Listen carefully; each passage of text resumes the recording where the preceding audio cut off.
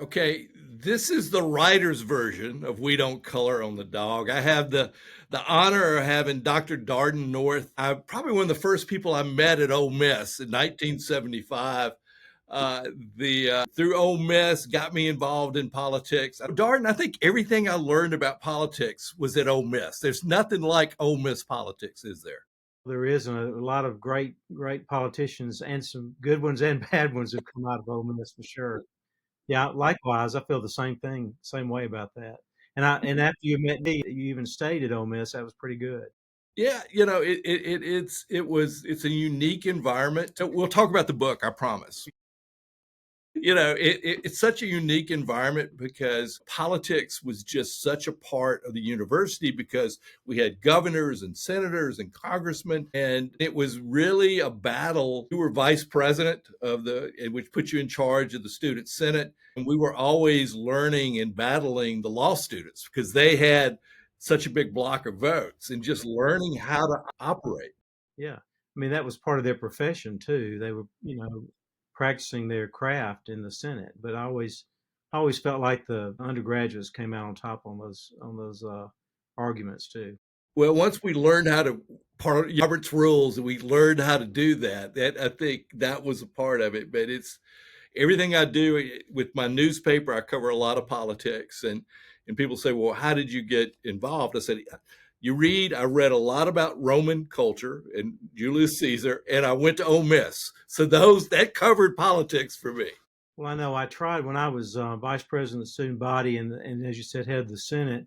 I thought it would be a great idea to move the Senate meetings around campus, which just created more work for me. But we had some meetings in the student union, and I thought about that the other day. I'm not sure why I did that, but I was trying to take the Senate to the people, that kind of thing. So it was fun. That was a good time. We thought we had a lot of things to worry about, a lot of complex issues to solve, but no, it was a much easier time back then. It really was. But it really, this the ins and outs of politics. A lot of that was there, and you were one of my mentors in school because you were 2 years ahead of me, and I was, yeah, well, 1 year ahead of me. You got elected vice president pretty going into your junior year, which was Junior, really right? unusual. And then I did the yearbook, editor of the Right. yearbook, my senior year. But great. Those were great times. And if I was a mentor of yours, you're setting your standards very low. But I mean, that was an honor for me because I Well, I'm saw. not very bright, so Yeah, that you are. helps. You've done great. You've done very well. You've done great. Well, what is fun to see is both of you and I are authors. It is you put together mysteries and thrillers. They're based in the South, which I like because I think that there's something about the South that's in relationships in the South and conversations, and the twist of the stories are all good. But you've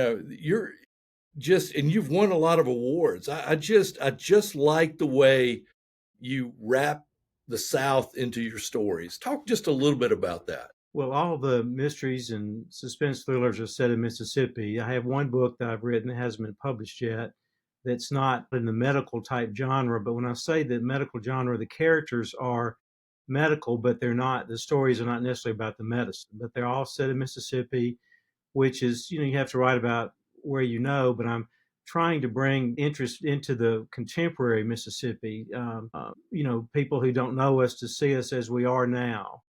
Mhm. We have some professionals and we have some rednecks, and we have the same kind of things going on down here that go on other places as far as in professional type things. But it's been real interesting for me to sort of come out of the shell. In the first books, I used fictional small towns, and then by the third book, Fresh Frozen, I mentioned Jackson and Canton, and then now I just say, well, this is Jackson or wherever it is, or the Gulf Coast, Biloxi, and change things, change names, and change places, but basically set them in real places in Mississippi now, and that's been fun for me. Well, yeah, I love the book Five Manners of Death because it was based at Ole Miss, Right. and that bringing that connection and knowing that Oxford as well as you did, and being a physician, it was, and that got a lot of attention. You were nominated for a huge award for that. Well, got nominated, but for the Mississippi Institute of Arts and Letters Award in Fiction, didn't win, but got nominated. But two of my other books have gotten awards for Southern fiction, more national awards from the Independent Publishers Book Awards, and that was Party Favors and Points of Origin. And you mentioned the Five Manners of Death, and that was really fun because the scenes at Ole Miss were set back in the mid 60s. And so I had to do a little research. I started in the mid to late 70s at Ole Right. Miss. So that was only 10 years later. And the student union, all the places were just the same. But I did do some research, and that was fun to write sort of retro for that time and then bring the story forward. Yeah, it was interesting because when we were at Ole Miss, we were after Archie Manning, we were after that period, but you still could see bullet holes in the Coliseum Yeah, columns. yeah. I Yeah, think so they're still it there. was still around us. Yeah. Yeah. Um, I supposedly have a brick from the Lyceum. I'm not sure it's real, but somebody sneaked me a brick from the Lyceum. Tell us about your new book, because at Rooftop. Rooftop is my seventh novel. It is the third in the Daina Bratton trilogy of novels, which started with Wiggle Room and then The Five Manners of Death. And Daina Bratton is a young female surgeon that was introduced as a single mother, victim of an abusive marriage. And now she's sort of gone through an arc where she's the main surgeon in her group. She married one of the other surgeons, has him at home to deal with, but she finds herself constantly getting involved in solving murders. And Dinah seems to attract murder. In fact, in this new book in Rooftop, the husband of one of her female partners is murdered, and so she gets involved in helping to figure out how that happened. Plus, her teenage daughter is now a cheerleader and learning to drive, so she suddenly finds herself having to do cheerleader moms in addition to being a surgeon and trying to solve murders. And then she's got this husband at home who expects her to be a wife, and so she's got a very very busy life. And I sort of show how her career has matured, how her life has changed into the fact she would like to do normal things as every other mother would like to do, but she also wants to be a good surgeon. And so I bring that aspect, that human aspect of the story for that protagonist. And I'm really, really proud of how she has, what she's become. And there's a lot more room for her to grow and a lot more room for her to solve a lot more mysteries as the books go forward. Well, in that story arc that a really good book, and you do a great job of it, is your characters have to develop. There has to be a development arc. There's a story arc of, where the story or the mystery is going, but the character has to evolve for it to really be an interesting character. And you have to show what the character, who your main character is, Hmm. what that character wants or thinks they want, and what's keeping them from getting it. You have to show that. And then you have to show what happens if they get it or if they don't get it. And basically you have to show that pretty soon in the book. I didn't really start off to make a trilogy, to write a trilogy, but when Wiggle Room came out and then brought in the Five Manners of Death and brought the same characters forward, I thought, I can do this and make it a trilogy. And of course, the difference in a trilogy and a series is each novel in a trilogy is a standalone story, whereas a series really you really have to read them all to kind of understand where you are. But I hope everybody will read all three books, but you don't have to Well, figure them out. yeah, that is the challenge is, and the other thing that you do, and I think it's one of the things that I think is important, is the protagonist needs to be imperfect.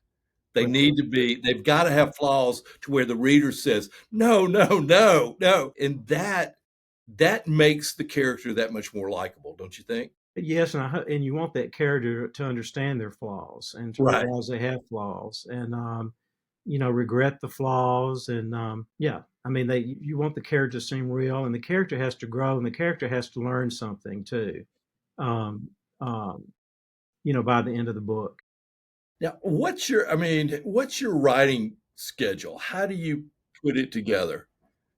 Because you got a full Uh, practice. We're doing this at the well, end of the day. yeah, I mean, you've already did your rounds. I So, still practice full time medicine. I'm a gynecologist. I do surgery and see hopefully a full day of patients every day. Don't deliver babies anymore, so that's made it a little bit calmer. But um, if I wrote for full time, I think you'd get up in the morning and write for 2 or 3 hours, and then you'd have the rest of the day. But that's not the way it is for me. I usually work on my writing some in some form or fashion every day, whether it's doing a podcast like this or, book signing or emails or doing social media, if it's not just sitting down and writing. But once I get to about 50% through the book, it just seems to go a lot faster. I can get a lot more pages done every day. If you write at least one page a day, at the end of a year, you've got a 365-page book. It's not that I get one page written every day, but again, to answer your question, I do not have a set schedule to write. I think it would be so much easier if I did. Maybe one day I will, but somehow I seem to get it done, and I do not waste much time. I think you remember me from Ole Miss. I'm pretty industrious Right. and like to be involved in a lot of different things, and you find time to do what you want to do for sure. Do you outline? I don't, and I I'm don't either. participating in a really good online writing group called Writing Away Refuge, and I would highly recommend that. The group teaches you should outline and you should storyboard. And I'm trying to get that way, but I usually do a very, very rough plot outline and then, to kind of get me started.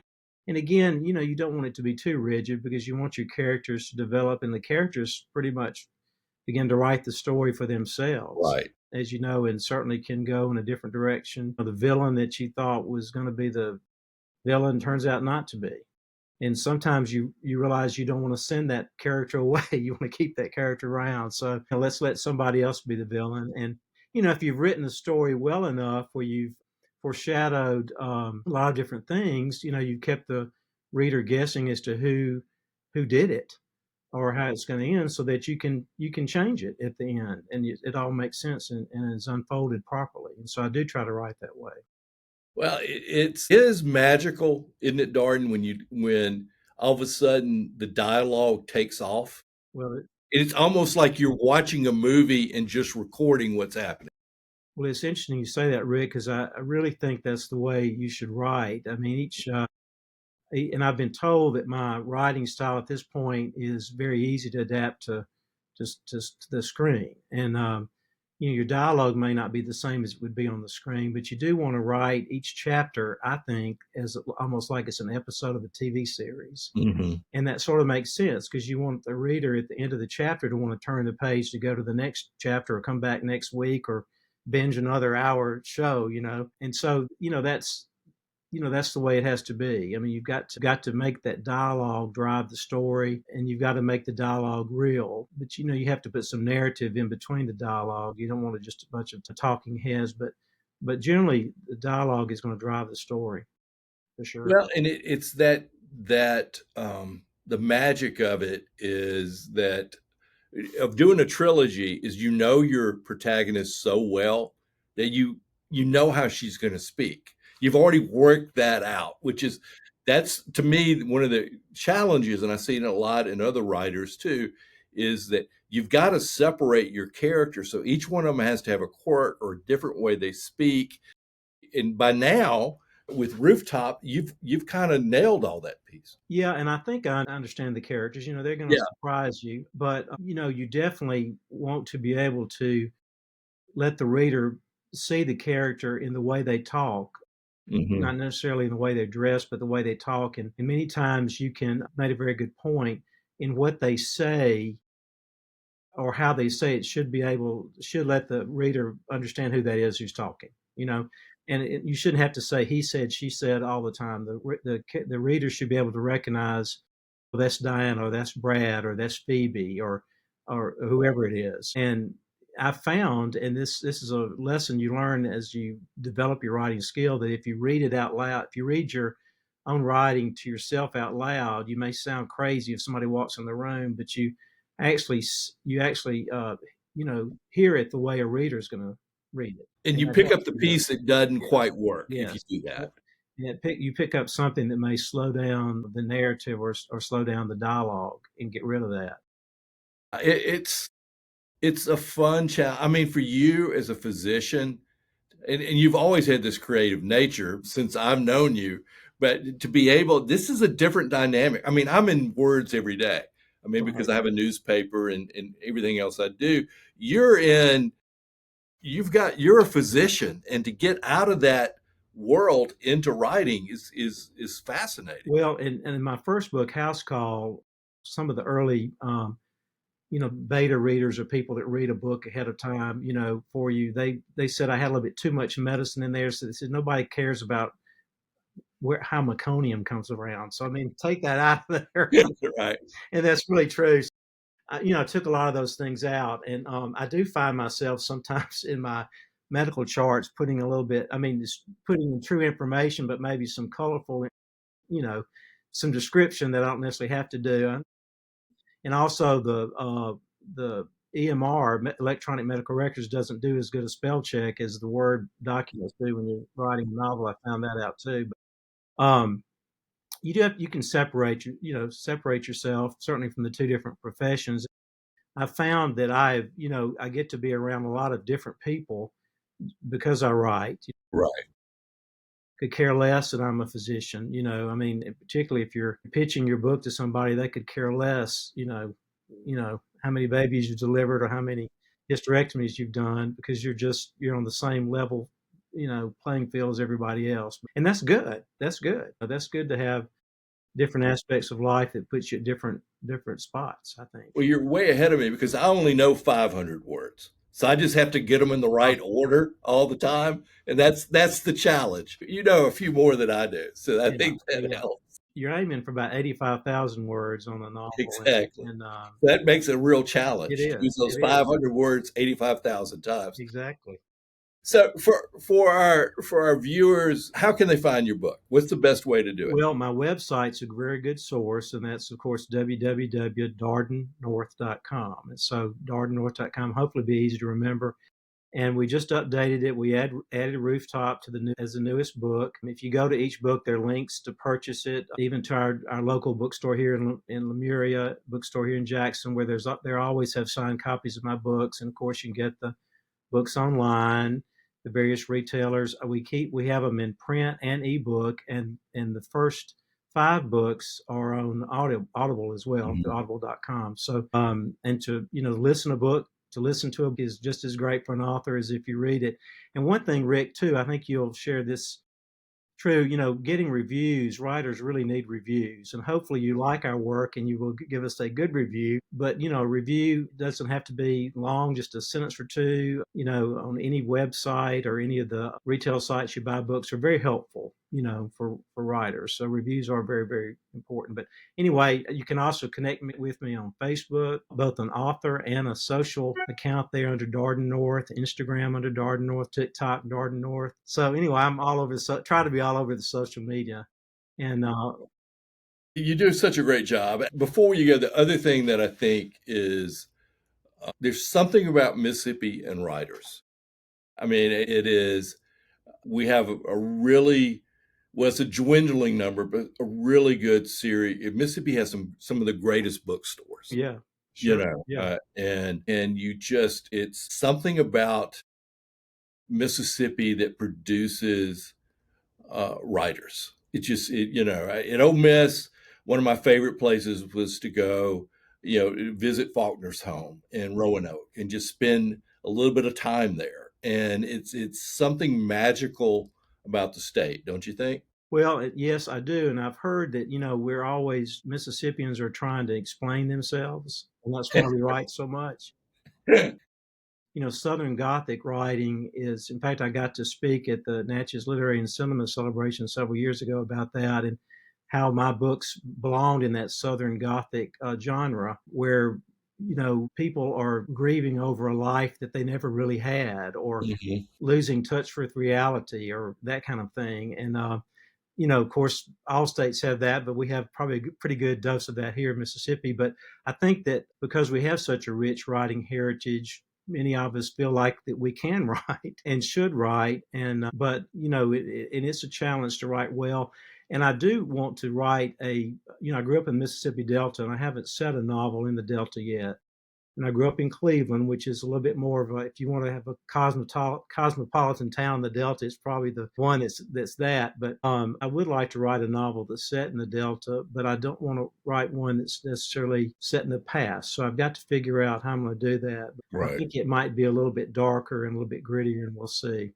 We'll see. Yeah, well, I grew up in Greenville, so I was 30 minutes Right. away, Exactly right. right? And then we got Jack Coleman up in Right. Rosedale. Right. So all these Ole Miss people are, with Delta roots. But Darden, I really appreciate you doing this today. Well, it's I'll been a share pleasure. all the copies with you to help promote it. Super. Thank you. I enjoy following you.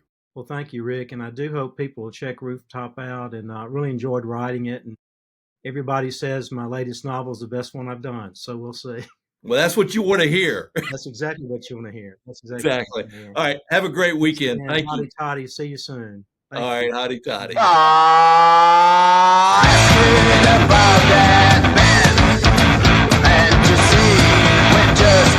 Thanks for watching, and to keep up with what's going on, be sure and subscribe. Just click on the little dog to the right and click the subscribe button. You can also like this video and click on the bell, which will notify you of new content. This really helps the channel grow. We appreciate you.